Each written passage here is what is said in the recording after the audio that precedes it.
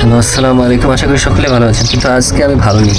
তার একটা মাত্র কারণ, যে পাশে যে কুকুরটাকে দেখতে পাচ্ছেন, অনেক কষ্টে অনেক যত্ন করে এই কুকুরটাকে আমি ছোট থেকে বড় করছি। সেটা বড় কথা না, সেটা বড় কথা না। আসলে মানুষ মানুষ কীভাবে পারে? মানুষের দিলে কি একটু দয়া মায়া নাই? যে একটা ব্যাবলা পানিকে এভাবে বিষ খাওয়ায় মেরে ফেলতে পারে, আর সে বা একটা মানুষের সাথে কী ব্যবহার করতে পারে? এইসব মানুষকে ধরে না আসলে কি করা উচিত? আপনারাই বলেন, এইসব মানুষকে ধরে কি করা উচিত? যে একটা বেবলা প্রাণী তাকে কি করছে, যে তাকে এভাবে যে কি বলে আর কি, মানুষকে খাবারের লোভ দেখিয়ে বা দেখা গেছে যে কোনো কিছু দেওয়ার লোভ দেখিয়ে এনে তাকে মেরে ফেলে। ওরকমই বেবলা প্রাণীর সাথে হয়েছে। সে তাকে মারুক পিটুক যাই করুক, তাকে ডাকলে আবার তার কাছে চলে আসে, যেই ডাকুক তার কাছে চলে আসে।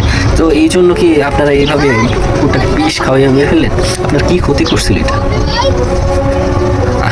আপনার কি ক্ষতি করছিল বলে? আমার তো মন চাইতেছে কি জানেন, ওই যে বাংলাদেশে একটা মহিলায় 4টা কুকুরের বাচ্চাকে পানিতে ফাইলা মারছিল, আর তারপরে কুকুরটা যায় মাঠা যায় যে ওসি সাহেবের সাথে বিচার দিয়া পরে ওই মহিলারে 6 মাসকে জেল দিছে।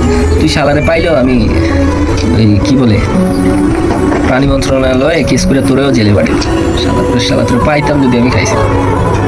মানুষ মানুষ কীভাবে পারে? একটু দয়া মায়া বলতে কিচ্ছু নাই।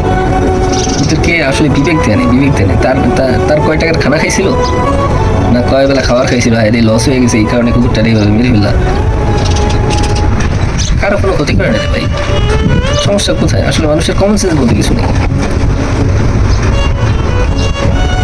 যেই মারছো আল্লাহর কাছে তো তোমার অবশ্যই দাবি দিতে হবে, সেটা বড় কথা। তাড়াতাড়ি ক্ষমা চাও, ক্ষমা চাও।